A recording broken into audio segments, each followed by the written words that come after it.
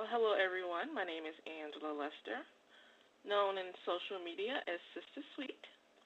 I'm lucky enough to be speaking with the multi-talented Noel Gourdin. Thank you so much for joining me today. Well, it's a pleasure, Miss Lester, and it's real good to be speaking with you today. Oh, great. Well, let's start with your background. I see you were born in Brockton, Massachusetts, but Hmm. you spent your summers in, is it Pachuta? Yep, Pachuta, Mississippi. Pachuta, Mississippi. Now, I did some research, and Pachuta seems to have less than 300 inhabitants. Yes, That's a small town. it's real small. It's full of dirt roads, ditches. Uh, Mhm. not a lot of traffic lights, not a lot of stop signs. It's real country. So, Okay. yeah. Well, So I'm a that's Southern girl. I okay. live in Memphis, All right. Yeah. but my mom and my grandmama are from Tougaloo, Mississippi. Okay. So I spend almost every summer in Mississippi. But how does going back to the small town Pachuta in the summers affect you both personally and musically? And are you Well, their favorite son?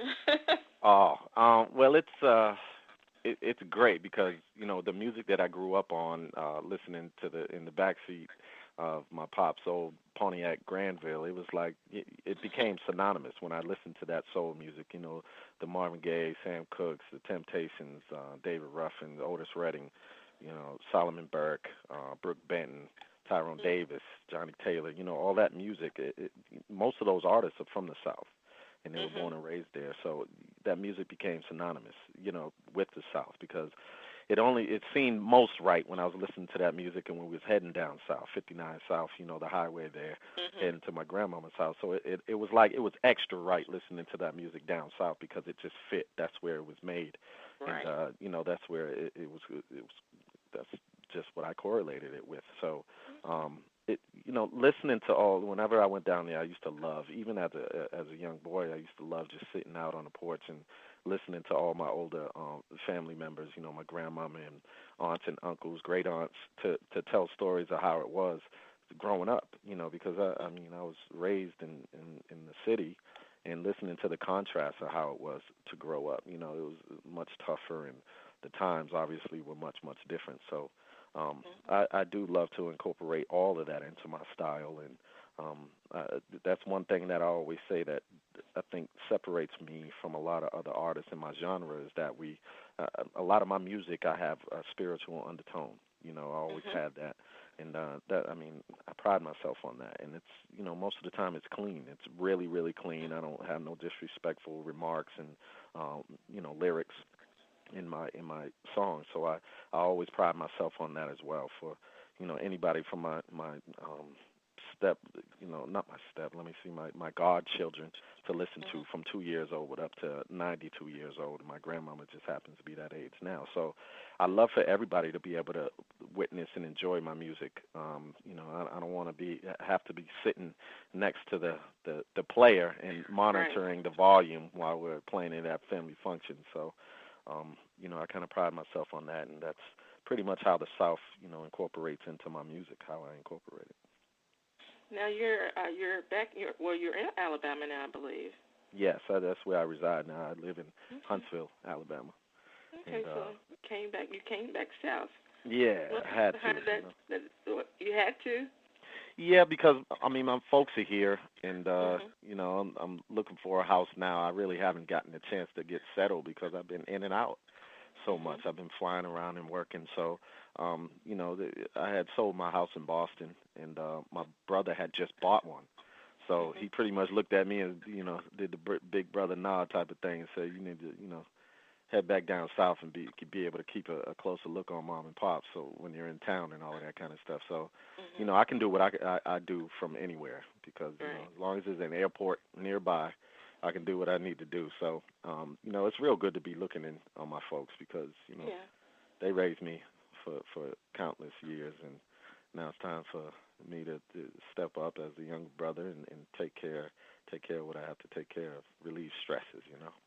Yeah. Believe me, I understand. That's the reason why I moved back to Memphis. Right. So I understand definitely. And I have to ask you about the river from after Mhm. my time. Yeah. It was my first introduction to your music, and it's such a spiritual song. And hearing you say that you're a spiritual person, it makes sense. Yes. That song makes me want to be baptized again. Right. Yeah. It's such a nice song. It's a What's special. the story behind that song? I mean, it's we were in the studio and we actually cut this record in 2004, 2000 Mhm. somewhere around there, 2003, 2004, and we were in the studio in the Poconos, myself, Balewa Muhammad, Arama Brown, which is the female voice on the record, and Okay. my man Frank Olifant, and we was just talking about growing up in the South and our families and being in the South and what it felt like to go back home and maybe see that puppy love that you had when you were younger and seeing all your older folks and your kin folks and such. So then we just started putting together ideals and thoughts of how it was when we grew up.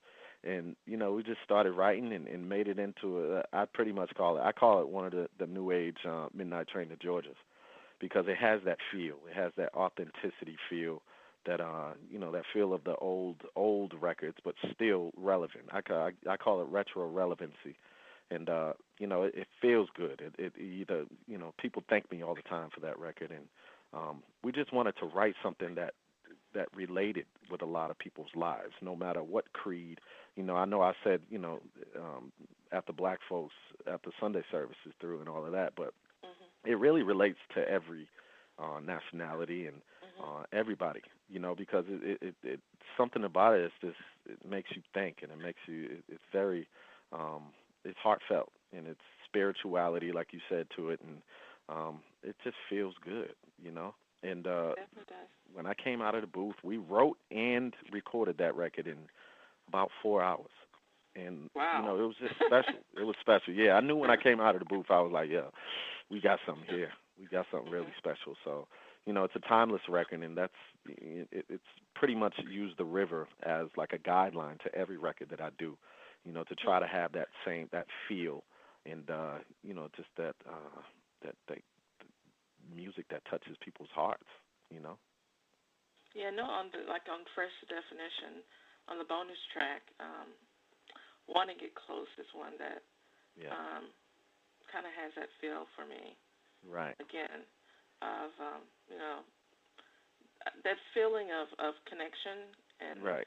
connection And that's, to my family, to my birthplace, yes, and Mississippi. You that's know. like that record there was like an homage. I did that with Alvin Garrett out of Birmingham, and it has a feeling of my Uncle King used to come to the reunions all the time. My late great Uncle King, and he used to bring his transistor radio all the time and put it underneath his lawn chair at the family reunions, and he used to love that quartet music. So that's pretty much how that feels. That feels like that, and it's a real nice vibe record, and it feels good. And at the same time, it's talking about relations, and Mhm. in a respectful way. So Mhm. that I love that record too. A lot of my family, when we have a get together and that comes up on the dial, everybody just starts two stepping and getting around and happy and smiling and laughing. So that's the spirit I try to come with on every record I do. Okay. I couldn't find the liner notes for After My Time, but can you let me know how much of the album did you write and produce? And do you Well, take up notes? most of that album I touched just about everything. Okay. But it was such a small knit group that I worked with on that album. I mean, as far as production, we had my man Alvin Garrett, like I spoke of. We did most of project together. We had my man Rio, which produced on it. The Heavyweights, uh, tremendous, talented producers. I wrote with Kevin Ross on that, with Alvin Garrett. I wrote with Ryan Toby. A lot of people know him from City High. And wrote with Courtney Harrell, who actually got an award for working with Chris Brown on his album that won a Grammy. And Ruben Studdard, I worked with him as well. Okay. So it was to do that with such a tight knit group, and we all had the same vision for that project. So, and that was me just coming out of a depression. So it was great to be able to work with people that really understood the vision, and we were able to realize it. So that's always good from an artist's perspective when you're able to envision something and make it come out the way you envision it. And like you said that you were coming out of a depression, and my next question was actually when I listened to After My Time, it goes through so many emotions and themes. Yes. At one point you're talking about one love, the next moment you're talking about falling in love with a stripper, I think, and another moment you're telling someone that you led them on, and that you Yes. were in your 20s. Is that what was going on with you? I mean, I was in a whirlwind. I was in a whirlwind of emotions. That's something on After My Time, and really on most of every record I do. I always try to keep in mind that people are listening to an album, and I do not want the album to sound like one long song. Right. I always want it to feel like it's like a play. It's a collection of movements, but still are able to coincide with each other. Are able to tell a story and still have that that denominator that ties it all together, makes it cohesive. So that was that on After My Time, and keeping right along on the next project and Fresh to Definition, we also tried to do that, but it was much more lighthearted. There were a couple of records on there, Assurance Policy, something that harkens back to, bringing it to a melancholy feel, more so on that one. But, and, No Regrets was another one on Fresh to Definition. Just talking about a breakup and taking the, most optimistic points and the best parts of that relationship and having no regrets about ever being with a person. Because, when somebody breaks up there, I never want to see him again. But, the fact of the matter is you had a lot of great times that held y'all together as long as you did. But, but that was much more lighthearted because I was coming up out of my depression, and it was kind of my redemption story and of happiness and optimism. So, and now I got a new project coming up, City Heart, Southern Soul, and just trying to bring more of that authentic retro relevancy. Okay. And going back a little bit to Fresh to Definition, I see that you decided to use live instruments on the record. What went into that decision? Well, that was what I really wanted to do from the very beginning, from when I was younger, and I would listen to all of that old soul music that I would listen to when I was with my pops, and I always wanted that authentic feel, and I was able to because I had more of that creative freedom, and able to stretch my arms out a little bit on Fresh to Definition, and that's what I always wanted to do, and that was my dream, to be able to say, look, I don't want strings here, for a collection of strings to be on, and horns, and all live things from drums to grand piano to live bass, all of this, So that was my dream, and now I'm at that point where I'm able to do that, and I have the resources and the relationships to be able to do that with such tremendous musicians. So that was definitely the plan from the very beginning, and I'm talking about when I was 6 and 7 years old, and I knew I wanted to have that, authentic feel. Because when you hear an old record come on and you hear the strings and the horns, and it makes you want to shut your eyes and smile and revel in glory. So that's really what I wanted to do from the very beginning, and now I'm able to do it. So I'm excited. So you knew you wanted to be a singer, a musical artist from 6 or 7, huh? I just knew the way that music made me feel, and I was like, wow, music makes you feel like this, and I want to make people feel this way, So that was the thing with me. I was always into sports and such, but the music was always there, Sports weren't always there. Music, even athletes listen to music to get into a certain mood, So I was always thinking about that. The music seems like it's always clear and present, either to get you into a mood or to settle you down after being in a certain kind of mood, or, just for different moods. It always seems like when you're eating at a restaurant, music is there. It's in the background. You're in the elevator, it's there, in your car, it's there. So it just seems like it's at every turn to help you, um, you know, get through Mhm. life, make it a little bit easier. Well, fresh definition, I'm really enjoying it. Um, like I said, one of my favorites was Want to Get Close, but I also really love Not Around Yeah. and Brand New, because I mean that's how I wake up every morning. Well, You know, that's my brand new favorite day. record. Yeah. That's my favorite.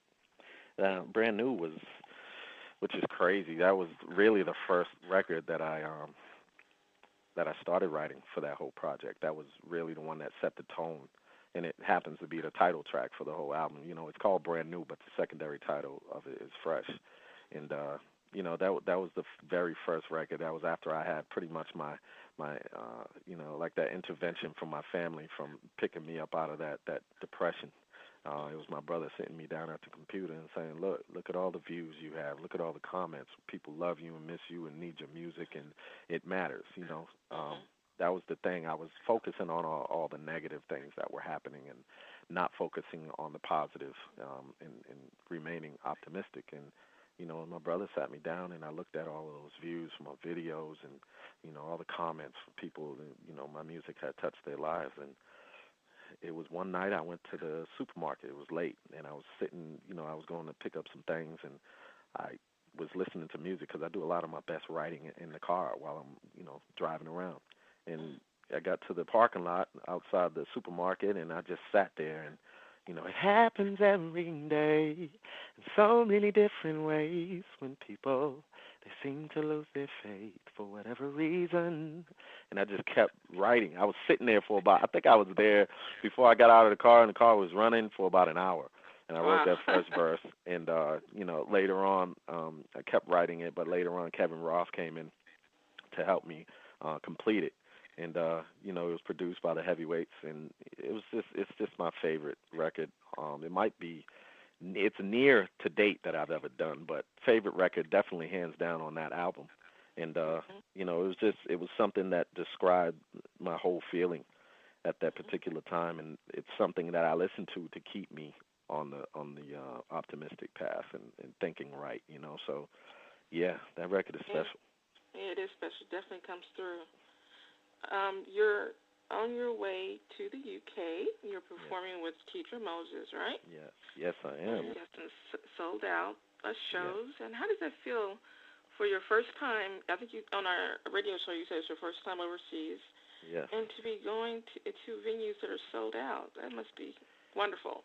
It's uh, it's amazing. I mean, because first and foremost, I've been wanting to get over to the UK since I got into the industry, and Mhm. there's something about the UK audience that it's reminiscent of how it was here in the States in the 50s, 60s, and 70s, and Mhm. even into the 80s. The level of passion that people had for the artists and their music. It seems like it's that's the way it is in the UK. So for my first time going over there and have it confirmed, and to be going with a great artist such as Teacher Moses, and to have sold out shows is it's a dream. It's incredible. So I really can't wait. I tell everybody I'm trying to soak up the whole experience, even the 12-hour flight. So I'm really looking forward to it. It's going to be great. Okay. And on your next project, City Heart Southern Soul, I think it's called. Yes. You said it's due out in the first quarter of 2013. Yes. What can we expect from that? It's gonna be more of that retro relevancy, more of that music. But I'm working with a fella Marcellus Dawson, hands down.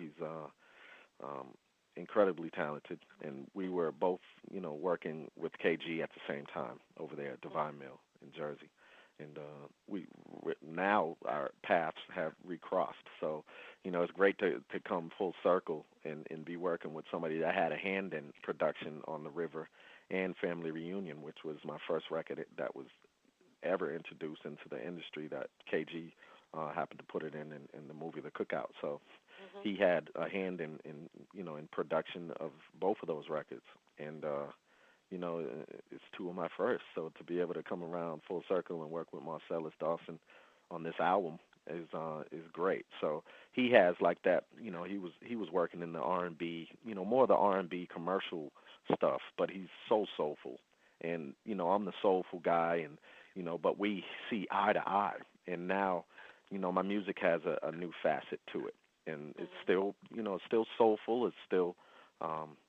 has that spirituality to it, but he adds another another realm that my music has stepped into, and a lot of people that have listened to it, to hear it first and foremost from me, and was sitting there like, this is your best work to date. So I'm really excited about it, and just trying to come with more of that quality music, that people are going to remember me by. If I don't make all the money in the world, and I'm not able to touch every country in this world, at least people know, that I came with quality, because Mhm. there's a lot of music out there that people come out with albums, and it's like, I listen and I'm like, yeah, there's 3 records out of 12 or 15, and did you guys have a round table meeting?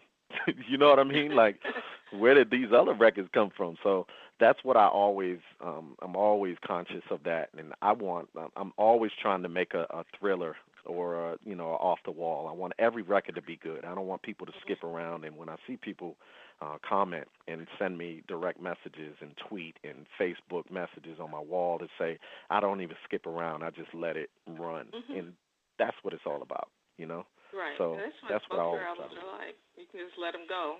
Like I Right. said, I hate when I have to skip around, Oh, and I can put them on, and even though they might not be necessarily related to each other, the songs are good. right. So Appreciate you that. should listen to them. Thank you. Well, I am actually very excited because just before I got online, I checked Facebook and I see that you're coming to Memphis on November 17th Yes. with Kiki Wyatt. Yes. So I am I am so so looking excited about forward. that. I always love to be in Tennessee. I mean, I've done a lot of shows in Memphis and Knoxville and Chattanooga, and it's always good to go to Memphis. I've been there. I think I was there once before, Yeah, and I missed it. yeah, it was great. Unfortunately, I I mean, was out of town. it's cool. So hopefully you'll be around for this one. And Oh, I'm definitely going to be around for this one. cool. So it's gonna be great. I mean, Miss Kiki Wyatt has one of the greatest voices, um, Mhm. right now in the industry. So it's gonna be great. It's gonna be good. I always love to be down in the South, and it's right next to my home. So Mhm. it's gonna be good. Mhm. Well, one fun question. Um, being a northern and a southern man, what is your favorite food? Oh man, my favorite food. I love I love fish. I Mhm. absolutely love fish. It could be baked. It could be grilled. It could be. I love it fried. I do love it Mhm. fried, and I know I can't do it a lot, but I do love me some whiting, and I love me Mhm. some. I love all of it. Even coming from up north, in in the Boston area, New England area, they have the cod and the haddock, which is Mhm. just ridiculous. But yeah, I love fish. I mean, I always, I love chicken, and that's crazy. I have to say, I love chicken. But I mean, I do eat pork as well. I mean, my brother Mhm. makes the meanest ribs I've ever had. Mm. 2 Super Bowls ago, he made this batch of ribs, and I always talk about it to this day. He's like, "Yo, I think these are better." I'm like, "Nah, man, nah." But I just I love food. I'll try anything. Even when I was younger, I never liked vegetables. Now I love vegetables. Mhm. Absolutely love them. I love all vegetables, like broccoli to cauliflower to snap peas to you know. So I love food, and I have to be healthy right now. So I got some things coming up, video shoots and such. So, but yeah, it would have to be fish. I love fish. Okay. Can't be chowing down on too much fried chicken right now, Yep, right? can't do it now. Got to be baked, if anything. Okay. And what do you like to do for fun when you're not recording or touring, or do you have time for fun? Not a lot of time for fun, but if I'm not if I'm not working and I try to get away for a little bit, I'm hanging out with my family. Mhm. I don't have no children yet, but I have a big family. So whenever I can hang out with cousins and family just in general, I'm always good there. Playing around with the kids, that I have nieces and nephews and enough godchildren to last me. So Sounds like to last me. yeah, you know what I mean? So I always love to get out in the yard and play ball with the kids and all of that kind of stuff. So And I'm a, whenever I get a chance, I like to video game it up with the first person shooters with my nephews across the country. We can get online and do things like that. But I don't get a lot of time to do that. So whenever I can, they'll hit me up. Uncle, no, let's get online. So it's all good. But yeah, but other than that, I'm working out and writing music and writing, trying to do the best I can do with this music and this talent that the Lord has blessed me with. Is there anything else you'd like to add or to tell Um, your fans? yes, if they haven't already gotten in touch with me on Twitter and Facebook, they can do that. It's at Noel Gourdin on both, NoelGourdin. Stay tuned for my new project that's coming out, and we don't know if it's going to be an EP or LP yet. But if it's an EP, the first slice, I'm calling them slices, they're coming out after the first of the year in the first quarter, called City Heart, Southern Soul. And one of my new records that we just released over in the UK named Foxy, that's Foxxxy, is going to be available on iTunes pretty soon. So look out for that. Keep your ear to the ground. I appreciate all Team Noel for supporting me and hanging in there with me, so I appreciate it. Thank you so much for talking with me today. I really appreciate it.